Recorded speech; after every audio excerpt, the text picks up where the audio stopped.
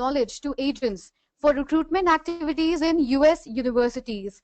They even train about American admission procedures, application evaluation, testing, financial assistance, and much more. Whatever a student needs to go through the process for admission into US is what AIRC would be giving information about. So as agencies, as US consultants, we need to understand the US regulations for study visa, for work rules, even tax policies, scholarship awards, admission procedures and standards, and much more. So this is what we're going to be going through in this AIRC manual. So in short, we are going to understand the entire American higher education system. Now, why do we need to be AIRC certified? Obviously, it's going to be like adding another feather to our cap. We need to understand because US education system is really complex, it's really diverse, and it's huge in size. So we need to understand the optimal placement of student in one of the best universities that he can get into among nearly 4,000 universities in US. Then we need to understand the proper immigration and visa counseling to be given to student. We need to understand the rigorous admission standards, which is what AIRC certification is going to do to us. Now I think we can quickly move through the structure of education in US, which is quite similar to what we have in India, at least through the schooling level. Now the student, they normally begin their schooling at the age of 3 when they are into nursery, kindergartens. Up till 17, they can complete their high school with primary and secondary as junior high school and senior high school education. Once they are 18, they can actually start with their college or university education, which is divided into various levels that we're going to be actually discussing.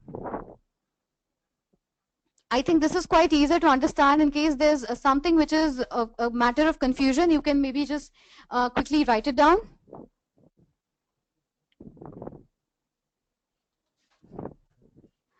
Now, when we talk about the US education, we need to understand that there is no national system of education in the US, as in the government has no say in any educational matters. So nearly 3,000 to 4,000 universities and colleges having more than 17 million students enrollments every year, they have their individual autonomy, they have their own decision and their say. As we begin with undergraduate education, we need to understand that as soon as a student can complete 12 years of schooling, he can go further for undergraduate study. This could be at a college level or a university level. Now, when we talk about undergrad education, this is a basic difference that exists nowhere in other countries. Undergrad education are normally divided into associate degrees and bachelor degrees. Associate degrees, they are typically a 2-year degree program, which could be academic, which could be technical, which could be educational. These 2-year degrees are provided by community colleges, by liberal art colleges. They are normally termed as Associate of Arts or Associate of Science. And a 4-year degree, which is a bachelor's degree, termed as Bachelor of Arts or Bachelor of Science. Now, when we talk about undergraduate years, every year in undergraduate is given a term that we can clearly see. The first year being the freshman year, second year as sophomore, third year junior, and fourth year as the senior year. So when a student is completing his associate degree, he is typically completing a freshman and a sophomore year. Maybe after associate degree, he can move on to further studies, completing junior and senior years in university, or he can move on to any good job, any good employment that he seeks. When we talk about undergraduate years, apart from these 4 different terms given to every year, it is also divided into upper division and lower division. So lower division is what comprises of the first 2 years, which is the freshman and sophomore years. What students do in this lower division is they generally go through a basic or the fundamental classes about the subject that they have chosen. Upper division, which is the next 2 levels, comprising junior and senior years, they actually go through a more specialized education in the major field of study.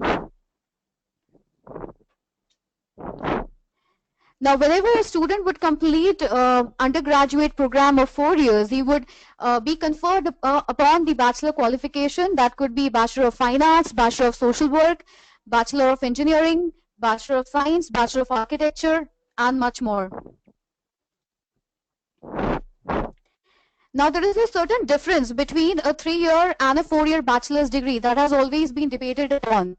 When we talk about the 4 years degree in US, when it's divided into 2 different divisions, we clearly understand that they give a good amount of time to the fundamental education in the first 2 years. And only the last 2 years are dedicated towards specialized study. Whereas if we talk about other 3 years education in other countries, let's say typically in UK, all the 3 years are clearly dedicated to a very specialized study. So when a student would study for a 3 years bachelor's degree, maybe in UK or any other part of the world, he might be studying his specialization right from the beginning. So he has more comprehensive and more in-depth understanding of the subject as compared to a 4-year of undergraduate degree in US. So normally, there is no perfect answer to the question that what is better, a 3-year or a 4-year degree program, because what actually gives the difference is not just the quantity of the years, but then there is a huge difference between the university where the student has done the 3-year program or a 4-year program, the extent of knowledge that he has actually seeked when he has gone through these programs, and this is what the admission committee sees.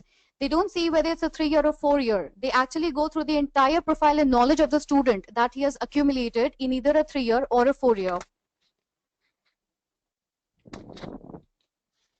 All right.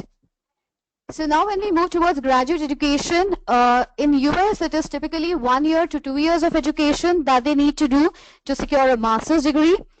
Basic eligibility is definitely 4 years of undergraduate degree, but they do take a 3 years of undergraduate degree along with several years of professional experience. But then there are some universities who do accept 3 years of undergraduate degree. Some of you who would be working in US, you guys would understand that there are some universities like Pace University, Syracuse, UNCC, Zicklin Baruch, they all are completely fine with a 3 years of undergrad degree to clear the student to take admission in a graduate program. Now, one point which is extremely different in US graduate system than any other country is, unlike any other country, in US the students do not need to go for a master's program in order to enroll themselves for PhD. Even if they're just through with bachelor's, they can go on and they can move further to do a PhD program in their field of study. And PhD programs, again, as we can see, there are a variety of doctorate degrees that a student can acquire in US. Doctor of Philosophy, Doctor of Education, Doctor of Medicine, Doctor of Jurisprudence, which is actually a doctorate of law, and the Doctor of Theology.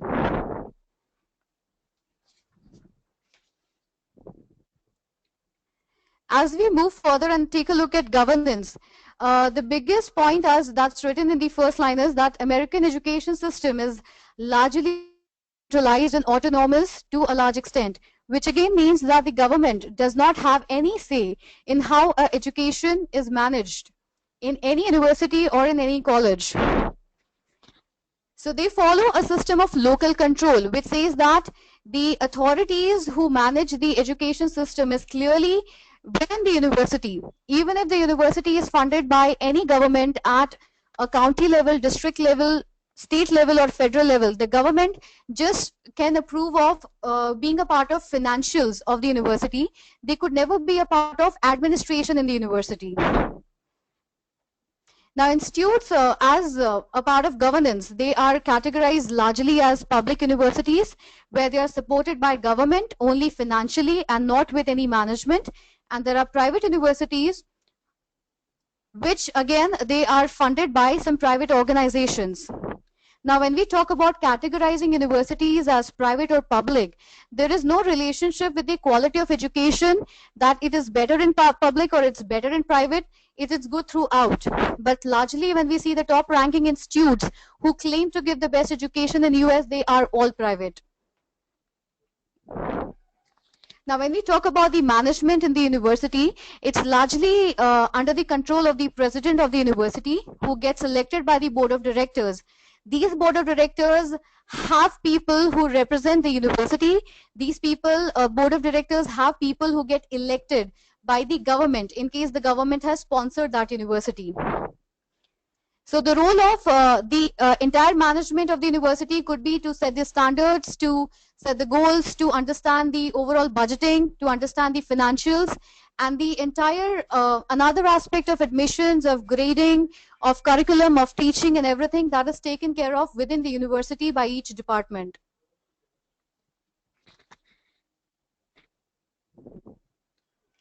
Next comes the category for public colleges and universities. When we talk of US, it has nearly 4,000 universities, and out of that, we have nearly 2,000 universities as public universities, which are again the ones who are supported financially by the government at some or the other level. Now, when we spoke of government having no intervention in any aspect of any university, they do completely manage these 5 service academies, which are Army, Navy, Air Force, Coast Guard, and Merchant Marine. Now, these 5 service academies are completely under the control of government. The students who are enrolled here, they go through the admission procedure defined by the government. The selection panel is from the government. They do not pay any fees because this is entirely government-funded universities. These are entirely government-funded academies, and they actually receive a stipend to be a part of, to get a training in these service academies. So we need to learn these 5 names because even they could be coming into ARC test as well. Now, when we talk about every state having different education system, every state does have a funded state university. The major example given with us is California, where California has nearly 23 campuses as California State University. A lot of you must be working for it. We have East Bay, we have Fullerton, we have Chico, we have Northridge, and many more. We do have University of California as private system, which has 11 campuses again, and there are many community colleges that exist in California.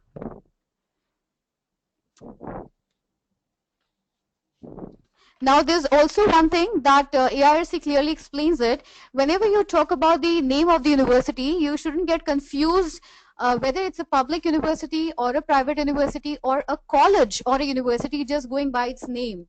Because there are many universities who have state in their name, but then they are not state universities. Or there are universities who have national in their name, but then they are not clearly a national university. As an example, National University of San Diego is completely private. It's not a university of a federal government. And when we talk about University of Pennsylvania, it's not a state university, rather it's a private entity. Now, another level of public universities, as mentioned by AIRC, which I'm sure none of us could have worked with, is land grant universities. Land grant universities are typically the ones who have received any federal land, maybe 100 years or 80 years back, and they are actually working towards some kind of research and development in the field of agriculture. They're training students to have some specific skills in agricultural development, which is why they are known as land grant universities.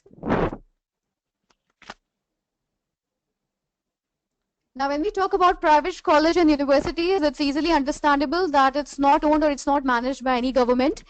They do not receive any support from government, but then they do receive some kind of endowments from private organizations as donation.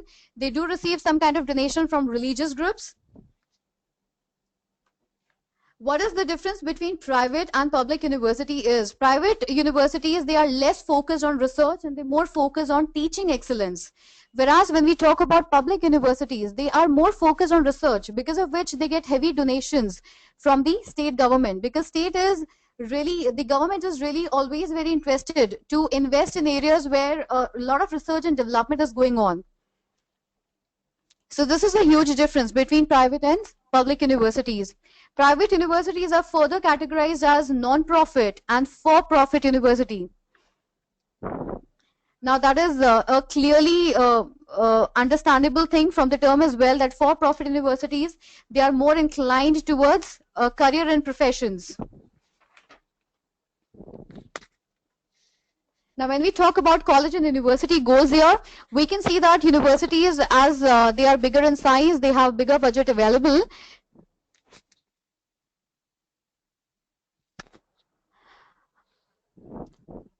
Yeah, I'm sorry for the interruption. As we see, the universities, they are really bigger in size, they have bigger budget and large student intake. They usually are focused on more of the research activities. When we talk about land-grant universities, as is clearly mentioned before, that they are more into the agricultural intention when it comes to studies, when it comes to academics and infrastructure. And liberal art colleges, the idea and the goal of these colleges are to keep the class size really small and keep the admissions really easy and keep the tuition fees comparatively very cheaper as compared to universities.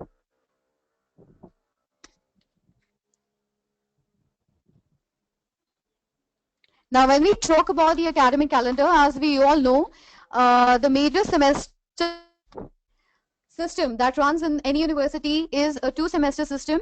It would run from August to September through May. There are a lot of universities who follow a trimester system for 3 semesters. They also follow at times a quarter system of 4 semesters. Now, when we talk about summers, usually the breaks happen during June, July, and August when the students are taking a break and maybe they're going for a summer school or maybe they're working full time. So this is how basically the academic calendar is divided, and it is actually a discrete decision taken by any university by their own like individual decisions. Now, when we're talking about funding, where are these universities? How are these universities actually running their brilliant campuses? How are they providing all these facilities to international students? They have 3 ways to gain their income. The major sources are the direct tuition fees, which is paid by any local student, any international student. Then definitely they have a lot of support from the government. And there are too many private sponsors who could be donating some cash award, or maybe who could be helping them establish a separate library unit or specific sports center.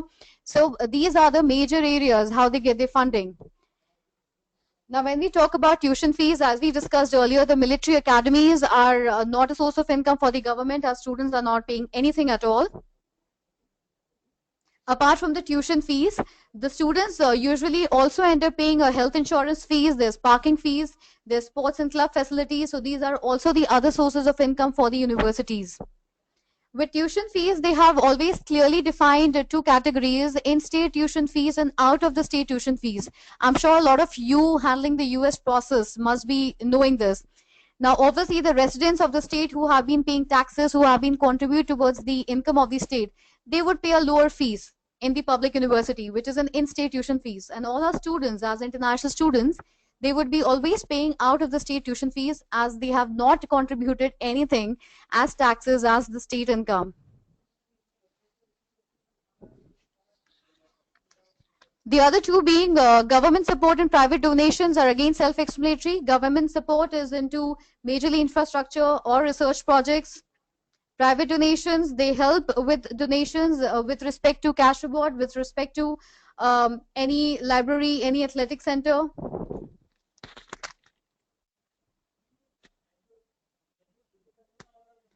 Now, when we talk about quality assurance and accreditation, it is actually really important to consider when selecting a college or university, because in US, the education system is highly decentralized. When every university is managing its own standards, every university is having different accreditations.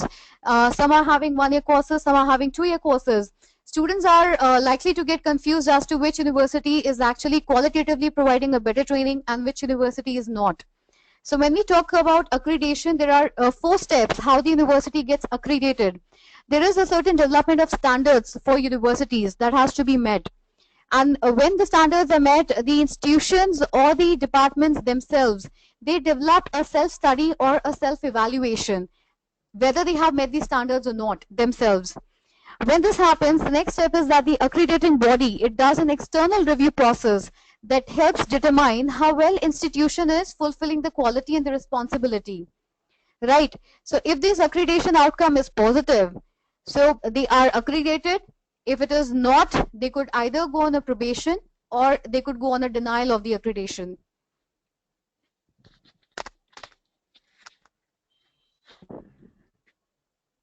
So as we see, the basic idea given in the ARC manual is a peer process, that is a self-evaluation, as I just explained above. And then there is external review for the universities who need to be accredited by the third party. Now, when we talk about accreditations, there are basically two kinds of accreditations mentioned. These are institutional and specialized and professional. When I talk about institutional accreditations, they are dealing with the institution as a whole. They're dealing with the mission, they're dealing with the governance, they're dealing with all the academic programs, entire teaching staff, all the student services. So basically, they're taking into account every aspect of an institution to accredit them. Now, when we talk about specialized accreditation or professional accreditation, their focus is only on one specific profession. That could be either medicine, that could be the business school, that could be law, engineering, etc. The process of professional and institutional accreditation could be the same, but then, yes, the focus is entirely different.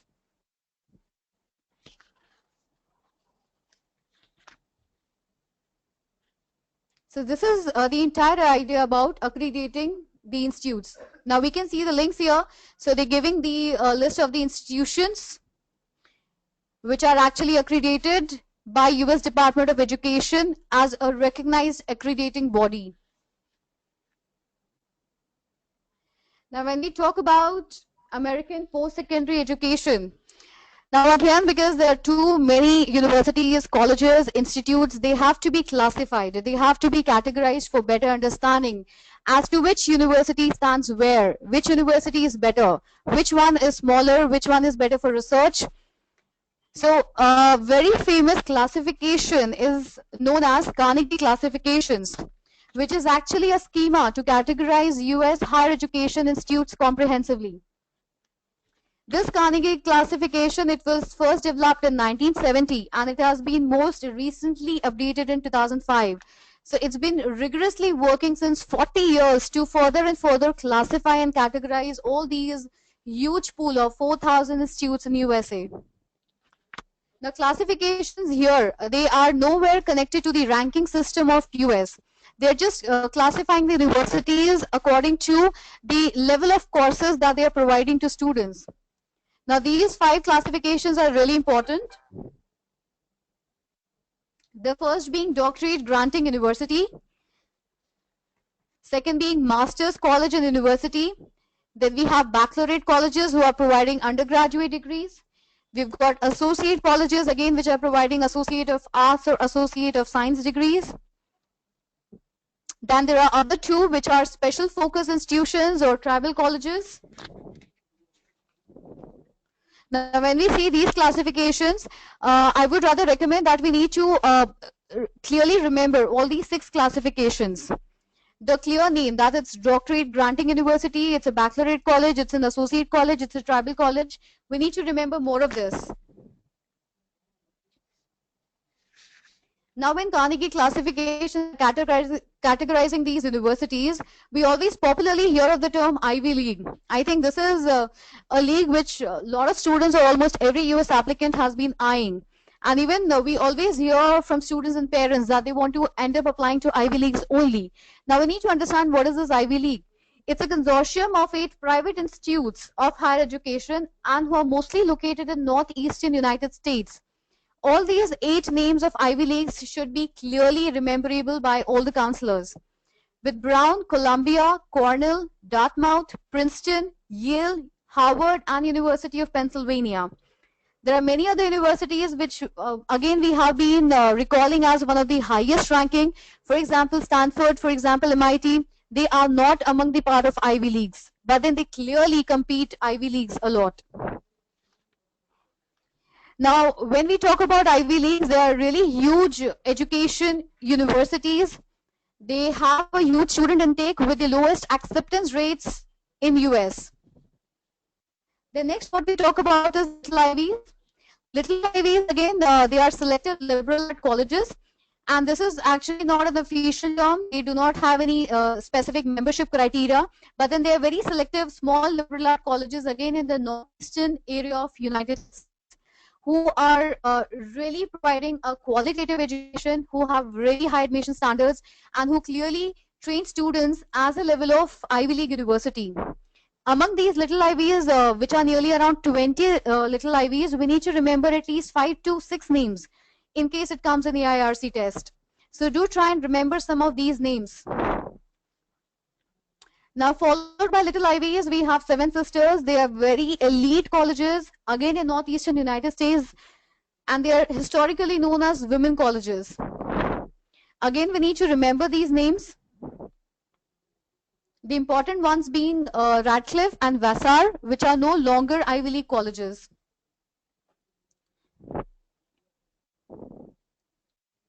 Now, after Seven Sisters, we have Public Ivy. These are again huge universities, public universities, state universities, but then they again give a really tough competition to private Ivy Leagues, as a matter of fact that they have brilliant students, as a matter of fact that they have really tough admission criteria as Ivy Leagues have.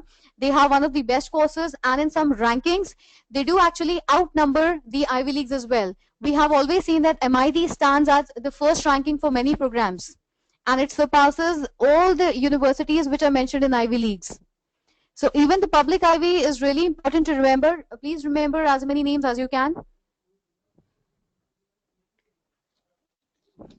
Okay, so we are through with Ivy Leagues, which are 8 in number. There are around 20 plus little Ivies. There are 7 sisters. There are nearly 30 public Ivies.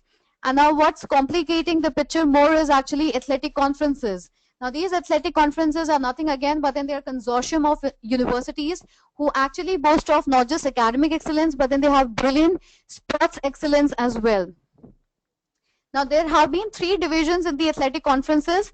There's Division 1, Division 2, and Division 3. Now Division 1 has a Big Ten group of universities which has been the oldest in US, which is the one which we need to remember here. There are members mentioned of Big Ten universities. So if you can remember few of them, it could actually be asked in the AIRC test. These universities, they have pure excellence in academics and sports as well.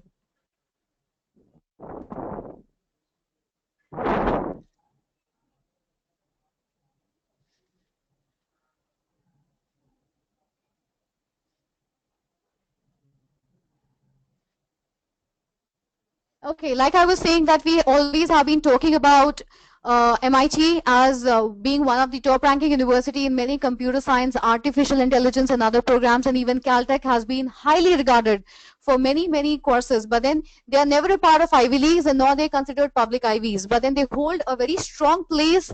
They have been very strongly established themselves into certain departments, and they obviously are considered at par Ivies. Okay, so we are nearly done with 3 chapters here. When we talk about the chapter 4, it's explaining the institutional rankings. I think we have been on and off, going through a lot of rankings and league tables always whenever we talk about the university selection. Now, there's one thing that AIRC wants us to understand, that when rankings are given, there are a number of combination of factors which are taken into consideration. Right, they could be the degrees granted, they could be the research grant received by the university, they could be any institutional survey done on the university, or faculty student ratio. So understand that these rankings, they keep on fluctuating. A. B, these rankings would obviously be keeping universities in different grades. See, when we see a particular ranking, maybe US News and World Report ranking, a university could be in top 2 or top 5, whereas in Times Higher Education World Ranking, it could not be even in top 50. So when rankings keep on shuffling, so this should not be the only parameter to select any university. Apart from this, there are also certain concerns on ranking that have been brought into notice by AIRC. For example, there is a lack of empirical evidence that has been seen when the rankings are actually done. And the ranking measures are normally oversimplified. They actually do not go into a very comprehensive analysis of all the parameters. And in some cases, they're highly biased. Normally, when we see the rankings are more advantageous for the universities who are like really old, they're really established, and they are more of disadvantages to the young universities or small campus universities or the universities who do not conduct too much of research in their campus. So these are the popular rankings which we on and off. I think US News and World Report and Times Higher Education ranking is something that we have been going through a lot. There's another ranking which I've never gone through, is academic ranking of the world universities, published by Shanghai University. And even this ranking, Washington Monthly's college rankings issue. So these could be the best and popular rankings. I actually resort to US News and World Report a lot because they give a lot of department-wise and subject-wise ranking, which is of really great help. Okay, so that was a very small chapter. When we talk about chapter 5, I think it's 95% known to maximum of the US counselors who are working in Bangalore and Indore team. So this chapter is all about the application and admission to US universities. Okay, what actually we need to consider here is each university is definitely very different. And when we talk about each university, even each department of every university is particularly very different. Admission process of a business school could be highly different than admission of any other medical program or pharmacy or biomedical program or any other course. Then when we talk about the application process, universities in the US, they are popularly known to focus on each and every aspect of students' profile, not just the test scores and not just academic grades. So what we need to understand is the entire paperwork, each document that is submitted for a student's application has to be submitted very qualitatively. Now, we do understand why US universities need international students, right? Why do we apply to US universities a lot? First thing is they definitely want to diversify their student body. They obviously want the best talent across the world. And obviously, there's a lot of tuition fees that they receive from international students, and they obviously help to fill in a lot of empty seats. So as much as we want, as much as our students want to take admission into these universities, US universities are also too eager to take international students. Okay, when we talk about the application process, the most important one is here, that the undergraduate and graduate admissions are obviously very different from each other. Now, undergraduate process is highly centralized, is what it states. Highly centralized as in there is an admission committee that selects all the undergraduate students, whether they have applied to a psychology department, a biology department, or business department. So the admission committee holds the rights to select the university. The profiles are rarely sent to the departments, and this is the way that it is centralized. Whereas when we talk about graduate admissions, they are highly decentralized. Each graduate program, each graduate department, they have their own deadline of applications. They have their own specific criteria that they want certain additional documents, or they want certain essay and not an SOP. And then they have their own deadlines to even reveal the admission decisions. So when graduate admissions is there, you are talking to each and every department wherever you're applying, and when it's undergraduate admissions, you're talking just to undergraduate committee, admissions committee. Okay, when we talk about the admission process, I think a lot of you know that admission process are largely divided into 3 ways. There is an early decision and early application. So when we talk about early decision, I think it's already started for a lot of universities for fall 2017. Apply early and you get accepted early. This is the idea of early decision. But then as soon as you accept your offer, you also need to, as soon as you receive the offer, you also need to accept the offer early as well, even before you get the scholarship. So this is the idea of early decision. A lot of offer letters are already given out in early decision time cycle. Next comes the rolling admission, which we all know is highly based on first come and first serve basis. As you apply, and so you immediately get the decision based on your profile. Then the next come is pooling admission, which is a complete contrast to rolling admission. In pooling admission, the students, they can apply till a certain deadline that university has. Now, after the deadline has passed, the admission panel would sit and they would begin assessing all the applications, and they would release all the decisions for all the applications after a certain date. So this is what is pooling admission. So the admission process, I repeat, is divided into early decision, rolling admission, and pooling admission. Now, when we talk about the application process, we all know, as we have been doing applications to US and to all other countries, there are certain documents that we need to submit with the applications.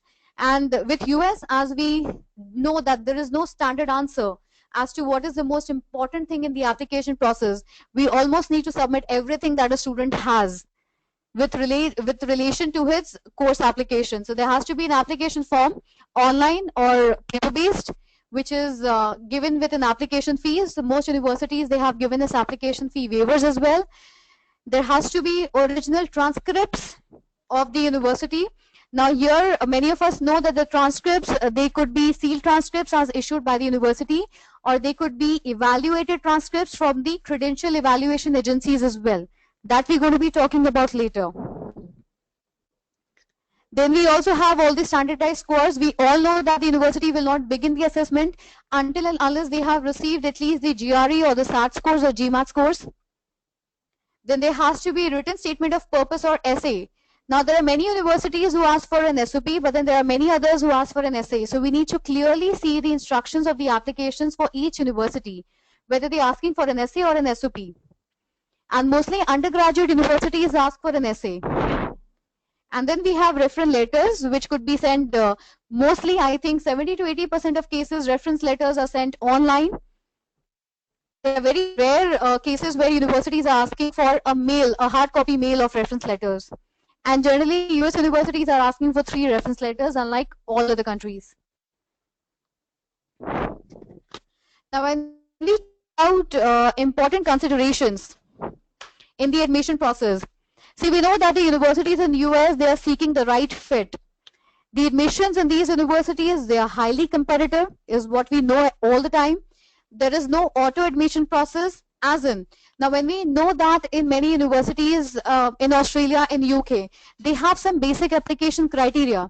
We are sure as soon as the student is meeting the application criteria, he is guaranteed to get an offer letter. But then this is not the case with the US universities. Securing minimum application criteria, it might not secure admission. So we need to be proactive when we are selecting the universities as per the profile of students, as there are limited seats, and obviously they're going to be picking up the best of the lot. So what they normally want is somebody who is meeting academic criteria, somebody who has really impressive extracurricular activities, somebody who could be a leader on campus, somebody who's really motivated and will graduate on time. So they are looking for a lot of prospects in the student's profile, then just their grades, then just their test scores, and they have everything into consideration when they give a decision. Now, another thing that we know about admission process in the US is that they are promoting diversity a lot.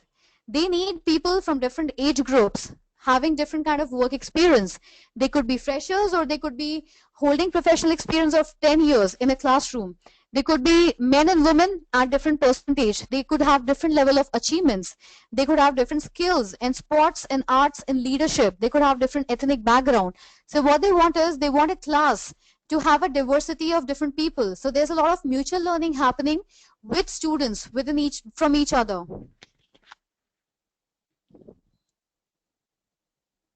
What they also talk about here is AIRC has clearly recommended, strongly recommended, that every document that is submitted as a part of application has to be really genuine, and it has to be either a true copy or original work of the student. Any forged document or a plagiarized SOP is a high turn down for the admission committee. So some documents, as we have always seen, that there are some documents which are mandatory, there are some documents which are optional. So what we need to just take care of is, you just present the best information about the student that strengthens his profile towards acceptance.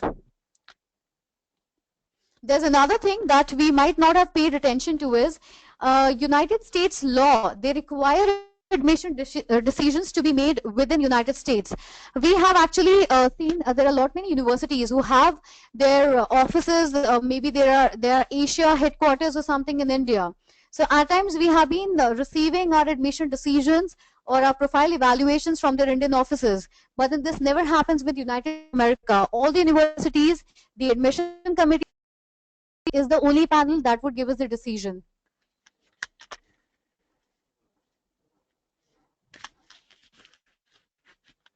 Now, when we talk about the transfer or advanced standing, now transferring is actually transferring the credits that you earn in the college or university. And it depends from every university to university, because they have their own policies for transfer. There are some universities who would accept the transferring credits in their second year or third year. There are many other universities who would not. They would just be entertaining freshman applicants, or they would not be entertaining any. So there's always an inconsistency between the recognition of transfer credits transferring the foreign credits from India to US universities, you would really find the universities who would be taking the transfers from India.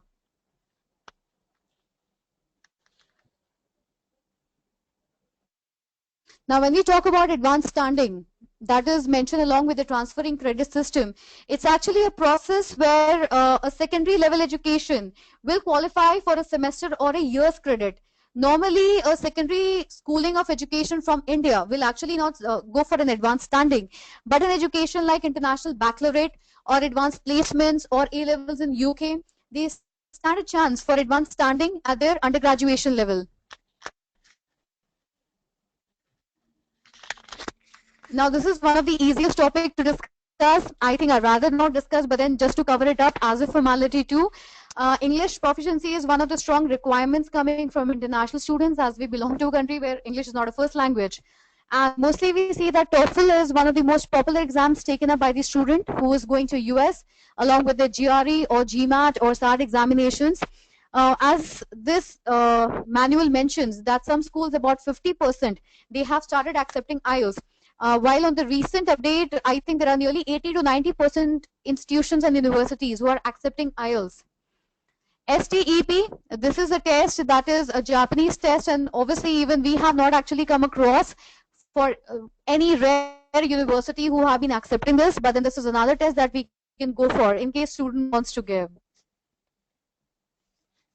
Now, apart from these tests, we also know that schools, they have an intensive English program, and they consider students who have completed the highest specific level of study, and they obviously offer to give demonstrated English proficiency. So ESL, as many of us know, is provided as an English language help to a lot of international students by the universities. Now we need to understand that there are many universities who do have IAP, and there are many universities who do not provide this kind of English language support.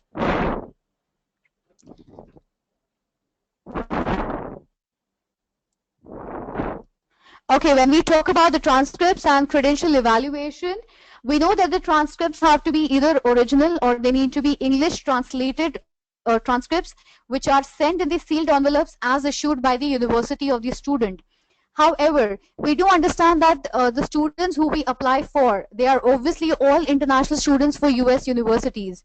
So what they do is to understand the credits, to understand the course, to understand the grading pattern of the student that he has started in a particular university, they obviously have to do a credit evaluation. Now, this credit evaluation could be done by in-house credit evaluators. They have certain staff who could do this at the expense of the university. So this way is obviously the student does not have to pay any extra fees. The process is really faster because the credit evaluation is done internally at the university. But then there are many other universities who do not have any in-house credit evaluators. So obviously they resort to going for some kind of evaluation agencies. We might have discussed these agencies with some students. NSCES and ACRO. There's another one which is WES. So these credit evaluation agencies, what they will do is they will charge some extra fees that could be nearly 150 to 200 US dollars, and they would do a course by course or a detailed evaluation of the transcript of every student, and they would be sending the evaluated transcript to the university. So we again need to look for the same detail in every university application process, whether they need a credit evaluation done by the student or whether they would internally do their credit evaluation of the transcripts.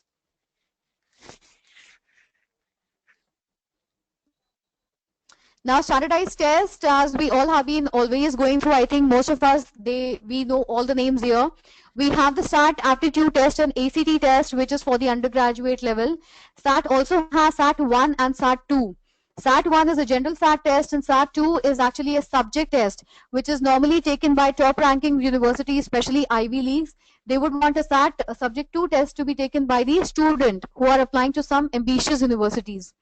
ACT is really taken by student.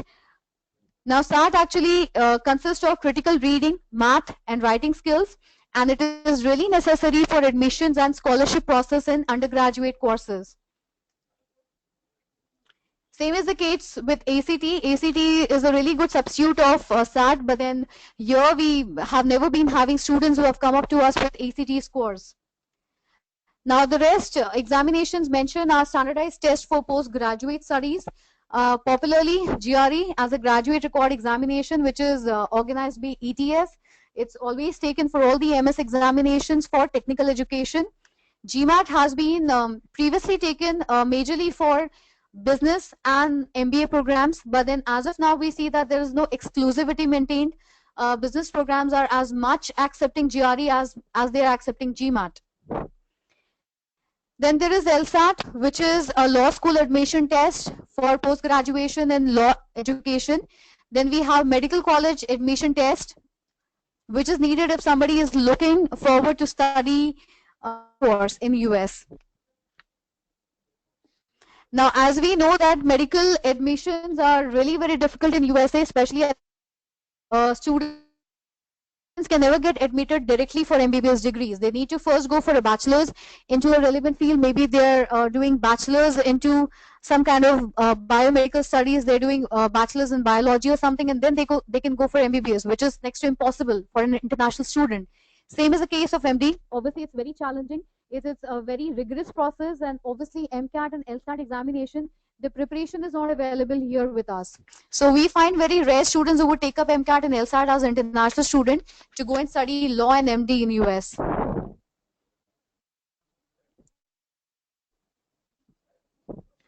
Okay, when we talk about paying for education, international students are actually not eligible for any federal or state government financial aid.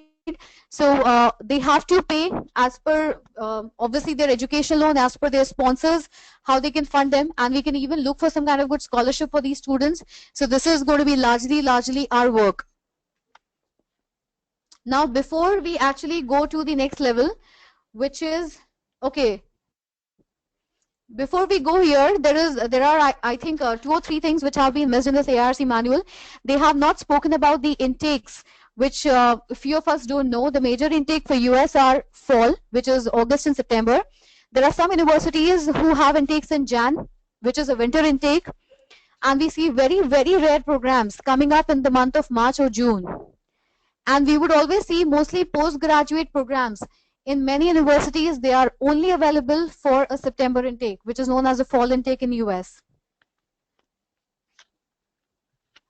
And when we talk about the application timelines here, along with the intakes, we know that every university has its own application deadline, and that also varies from one department to another. These deadlines are obviously considered to be very rigid. They are really flexible, taking any application beyond the deadline. And the peak application time as per the early application or rolling or pooling system, it's majorly known to be September to February for the fall intake. And I don't think how many of us normally know that May 1 is the national deadline for undergraduate students to accept their offer.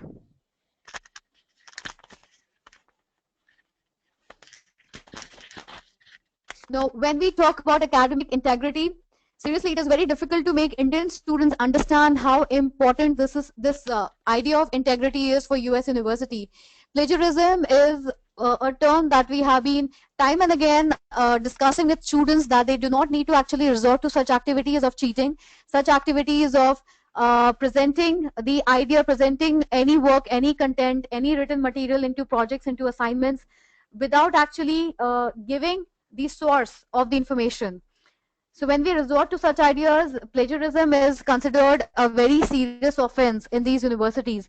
Even plagiarized statement of purposes is a very serious offense. I have personally seen some of my students turned down for their application just because their SOPs were plagiarized. So we need to actually consider this ourselves very seriously, and obviously we need to give the same information to the students. Okay, this is the last chapter. That is about student visa and immigration policies, like many of us are aware of. Now we know the student visas are of 3 types. We are majorly dealing with the first category, which is the F1 visa, when students are going into typically a proper degree program, a proper MS, a proper undergraduate programs in these universities, in these colleges and high schools. Then we have J1 visa, that is for cultural and educational exchange students. I think we are working towards this idea. Now we have M1 visa students as well who are actually taking any kind of vocational or technical training in these technical colleges.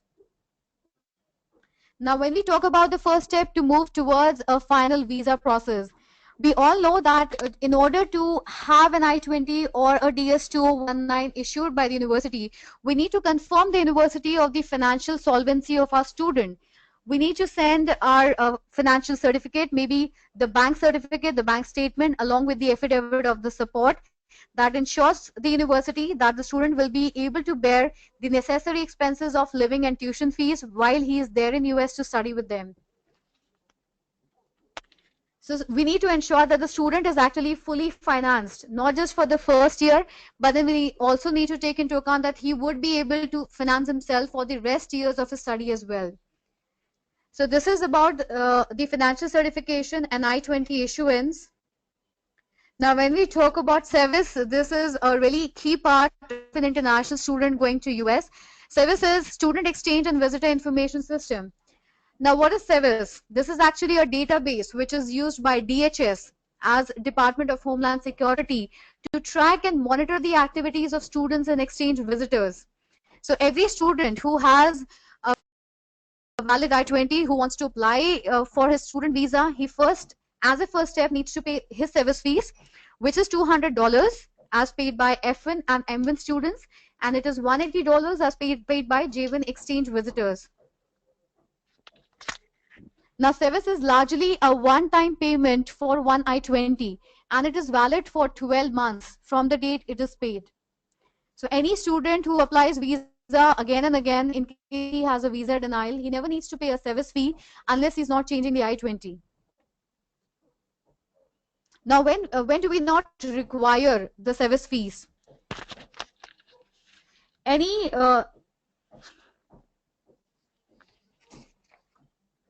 student who is actually changing the education levels, who is actually getting transferred from one school to another school in USA on F1 status or J1 status or M1 status, he will actually not pay a SEVIS fees. The dependents of these students, F2, J2 and M2, they do not need to pay the SEVIS fees, because what DHS wants is they want to track the activities of students. They don't want to keep on tracking the activities of their spouse and children.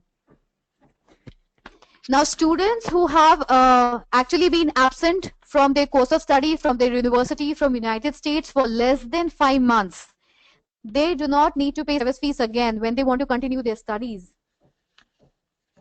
And as I said before, if anybody is reapplying visa again and again with the same I-20 within 12 months, he doesn't need to pay the SEVIS fees again and again. A SEVIS fees on one I-20 is valid for 12 months.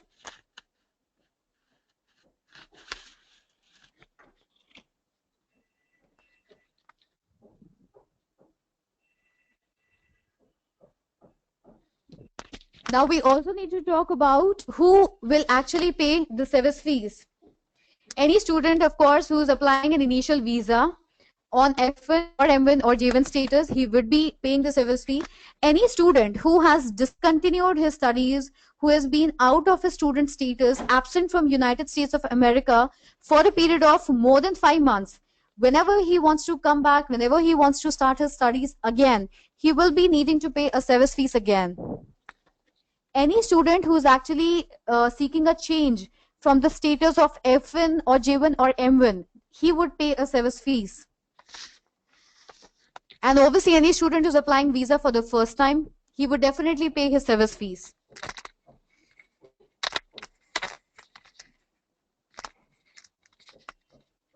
Now, as we go through the SEVIS fee payment options, they're pretty much very easy. You could either pay by the credit card, you could pay by the check on a US bank, and you can even pay at the Western Union.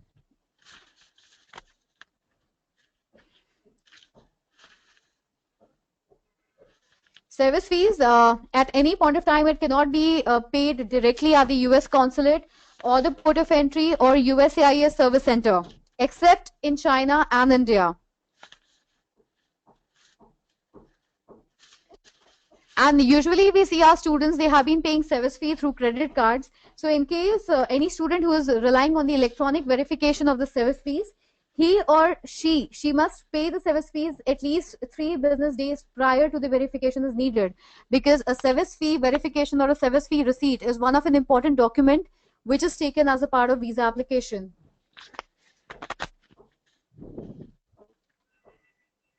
So these are the various processes which are mentioned for payment by check, for payment by Western Union, that we hardly resort to.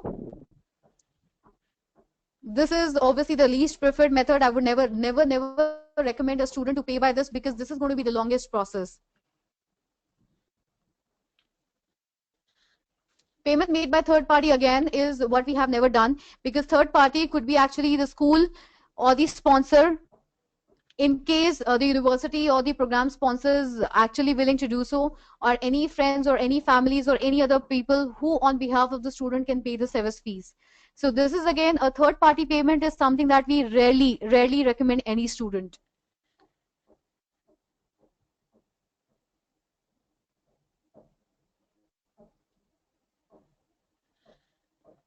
Okay, students who have multiple I-20s and multiple DS-2019s, obviously for students for whom like we apply for 3 or 4 or more universities, at times they even receive admits, and there are many universities who even without an admit, they directly issue an I-20 to the student.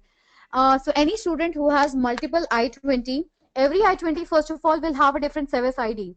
So he would be going for an I-20 for which he wants to apply his visa. He would be paying the service fee only for that I-20. Another idea is when he makes the payment of service fee of one service ID on one I-20, it can also be transferred to any other service ID on any other I-20 before he applies visa. That is a process that we're going to discuss in a while. Now, when we talk here about the break of 5 months, this is what I just discussed with all of you, that in case the continuity of this immigration status is broken by 5 months or more, so he would have to apply his service fees again, but then he will actually go on the same visa that is valid for him. He can use the same I-20, he can use the same visa, but he will have to pay service fees in case he has discontinued his studies for more than 5 months.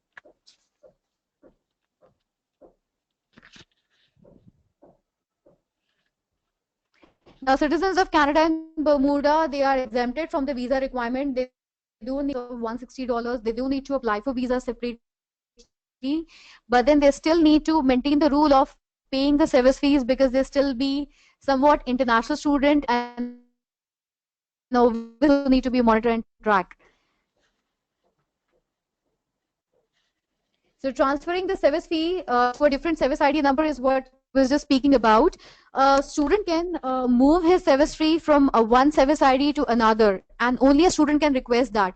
We as consultants, we as agents, we cannot request from our email IDs, or we can't request on the behalf of student, right? So we need to actually go through this email ID on which, through this website, through this URL on which we normally go and pay the service fee, and the fee transfer being the subject, and the entire details about the student as date of birth, his name, the service ID paid, and the service ID that he wants to transfer his service fee to. So this has to be a proper official email that has to be sent by student to service@dhs.government.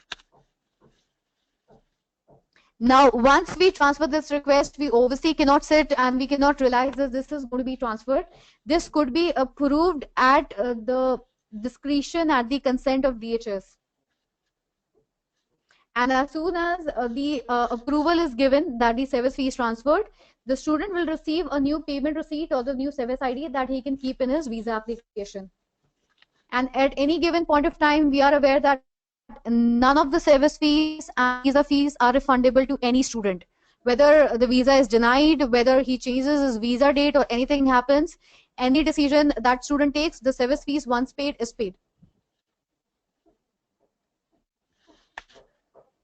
Now, when we're talking about applying for a student visa, as a general overview, we all know the basic process that once a student receives his I-20, we quickly have to go through the process of arranging his financial documents and then all his academic documents, preparing him for the visa interview, taking up the date, paying the service fees, paying the visa fees, filling up the DS-160, confirmation page, and everything wrapped up, and then he goes for his interview.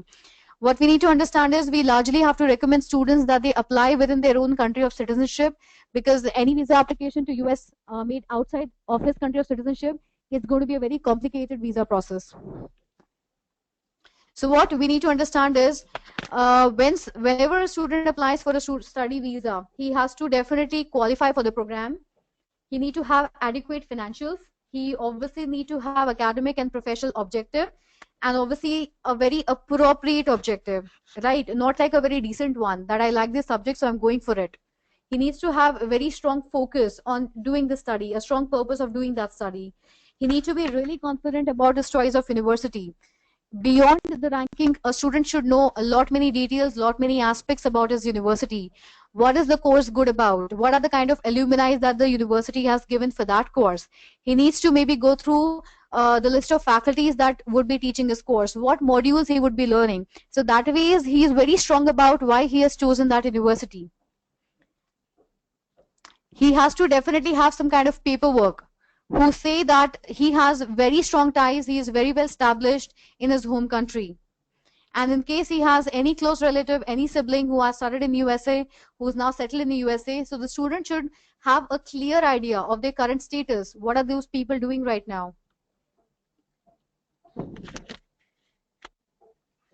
When we talk about study visa, so these visas are not granted 120 days prior to the start date on I-20, and definitely a student cannot go to USA 30 days prior to the start date.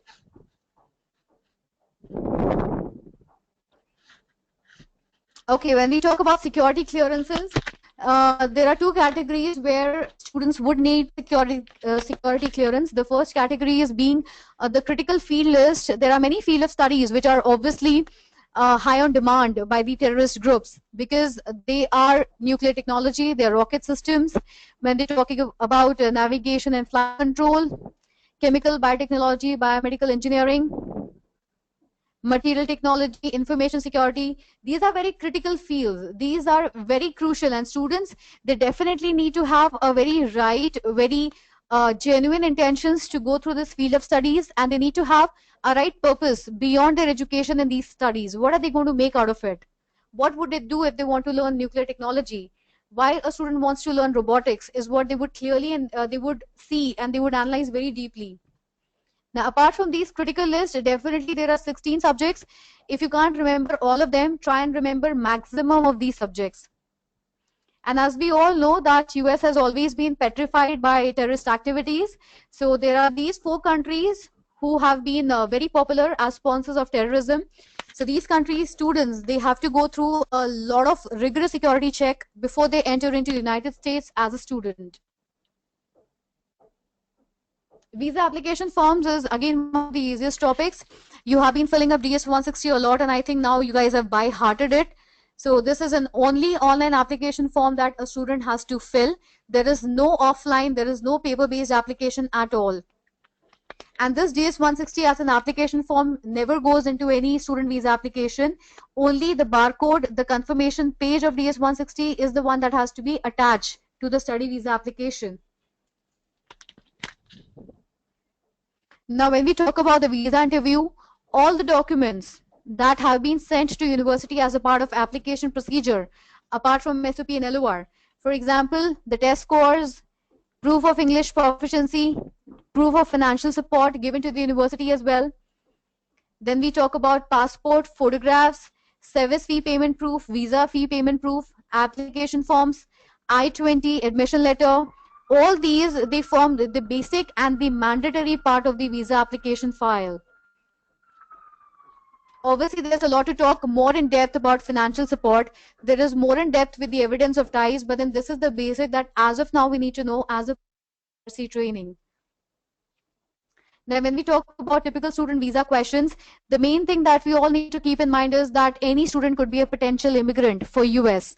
So what they actually analyze is that the student is very keen on his focus on studies, and he is not looking beyond studies to do anything else, to stay back, to enroll himself into any part-time work or any other activity which distracts him from studies. He has sound financials, so that in case he wouldn't have been having any financials if he is into economic crisis, how will he deal with such an expensive education? How would he deal with studies without part-time? So these are the general questions. They want to know why they are choosing US, why they're choosing a particular university, why they're going for this particular course. If the visa gets rejected, what is going to happen to them? They need the student to have a very good idea about university. Now, I've been taking some kind of visa trainings off lately, and what I actually saw is the students are not actually getting to know the universities a lot. They are just maybe going through randomly on the website. They do not much know about how many credits they're going to study in the university, or when is the university going to have their session started. Major of them are not knowing even their start dates. So a student should be made to thoroughly understand, go through the university, at least the one that he has chosen. There are many financial questions about sponsors. What are they doing? What is their annual income? If they have any other dependents apart from student. So in case a student is going for education, how would they manage their own financials? Are they going to take very heavy amount of education loan for the student or something? They obviously are interested in relatives and family members as well, so that in case if he has any other connections in the USA, he's largely expected to stay back in US and settle down with them, or just like them.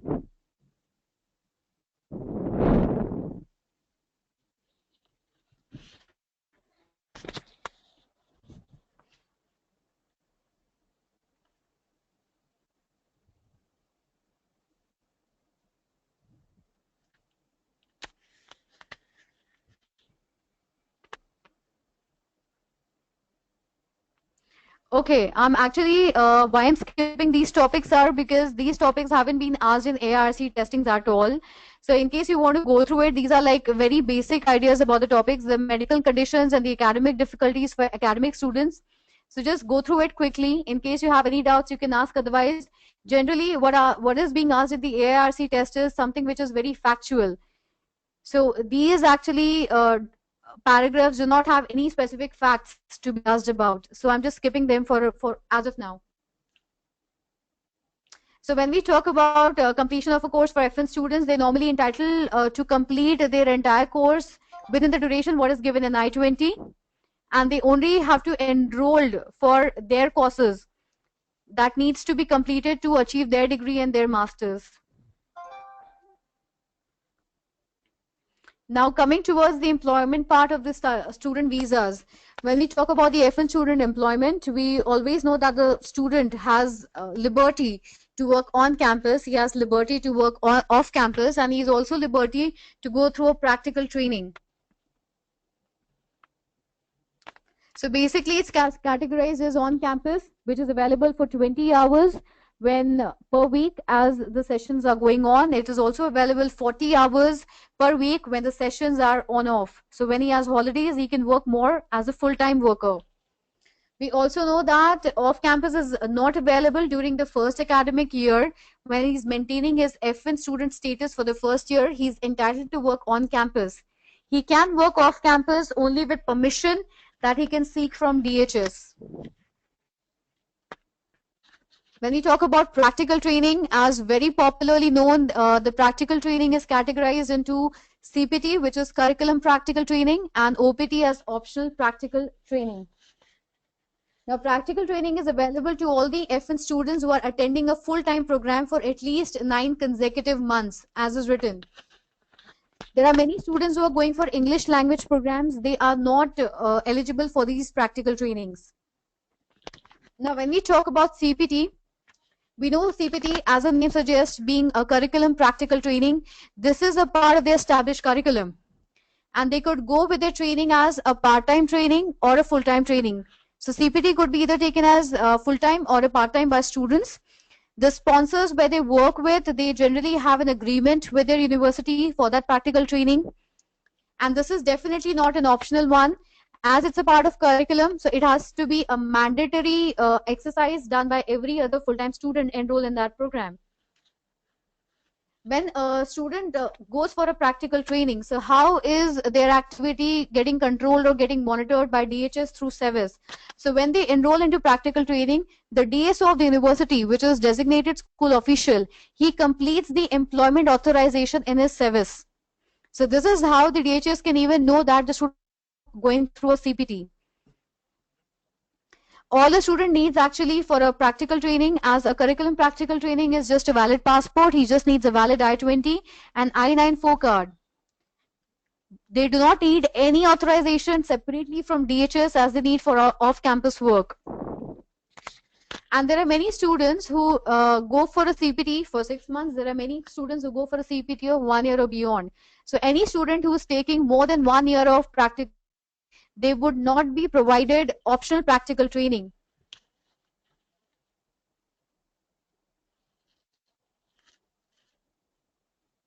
Okay, now let's come towards OPT, which is again very popular, and it's a must to look forward to element by all the international students. Optional practical training is taken by all the F1 students in relevance with their academic program. Now, what is important is this work in OPT should be very relevant to their and very related to their course of study.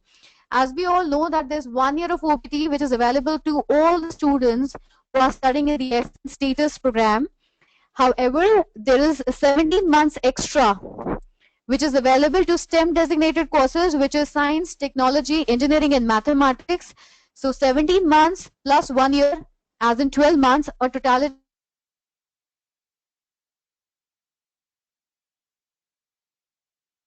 There are many courses, for example, MIS.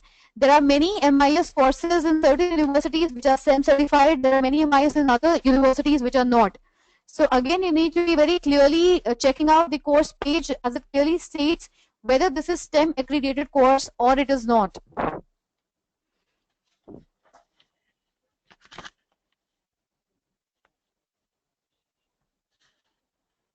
Okay, so when we're talking about the 17 months extension, it has to be verified. The employment verification program operated by US Citizenship and Immigration Services.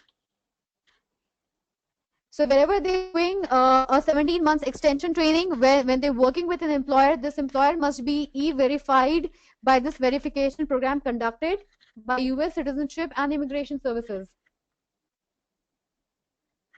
Now, when we talk about OPT, there are two circumstances under OPT. There is pre-completion OPT and post-completion OPT. Pre-completion OPT is whenever the course is running. So during their annual vacations or when the sessions are not going on, the student is eligible to apply for the next term as well. As in, he is progressing for the next term. He can go for a part-time OPT. And when the sessions are on and the OPT does not exceed 20 hours per week, even that is fine. So when an annual vacation is going on, they can work full-time OPT, pre-completion OPT. When the sessions are going on, they can work as a part-time pre-completion OPT. Post-completion OPT, which is the most popular one, upon completion of a full-time course, with thesis or without thesis, the students can go for an OPT of 1 year. Off campus is what we have discussed again, that they need to apply for work from authorization from DHS. Either they have a severe economic hardship, they are suffering from some kind of financial crisis, or they have been receiving an amazing offer from any international company, from international corporate organization. These are the two cases where they can seek permission to work off campus before 1 year.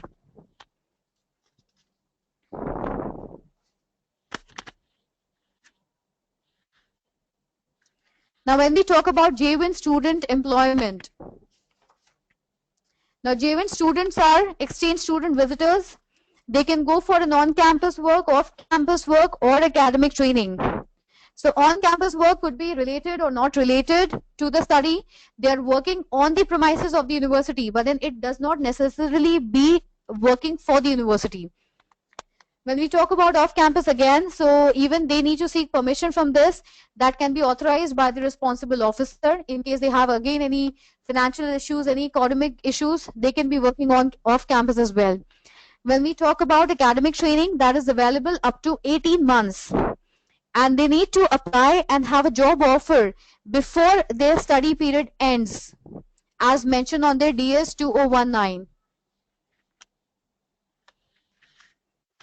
This academic training has to be necessarily relevant to their study program.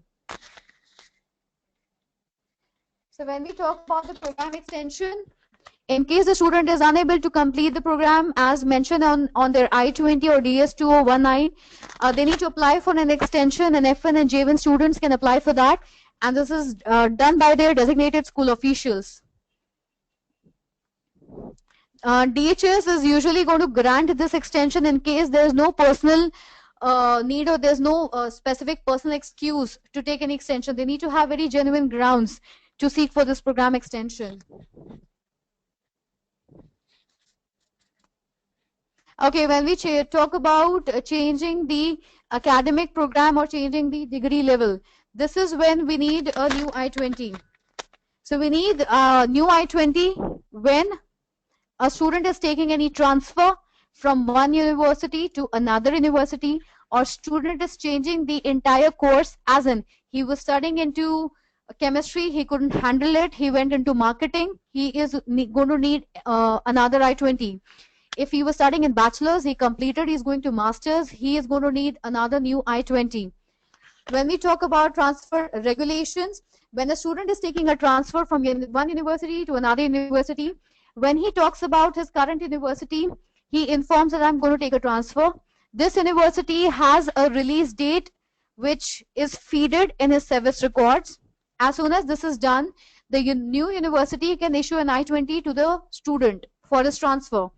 As soon as the student has joined his new university, within 10 days, he needs to give his new address records to the new universities, and this new university is going to get it feeded again in the SEVI records.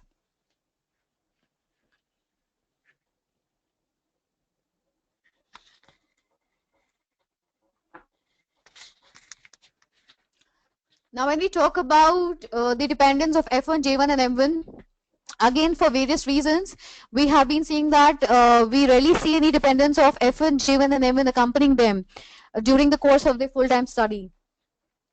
So any spouse or unmarried children under the age of 21, for all three categories of student visa, they are allowed to accompany these students in USA.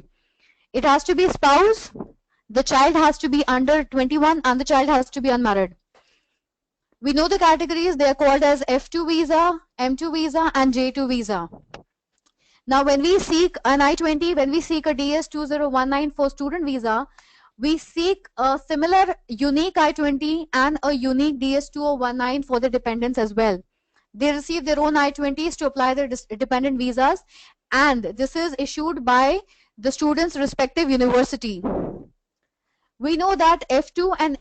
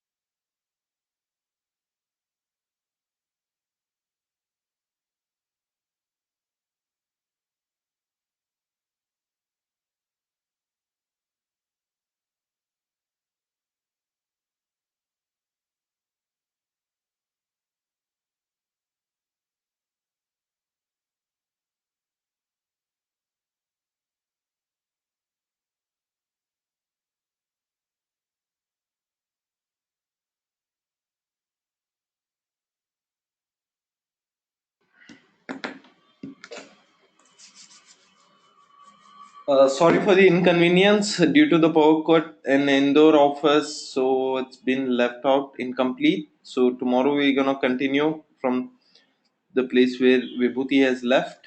Thank you for attending the webinar.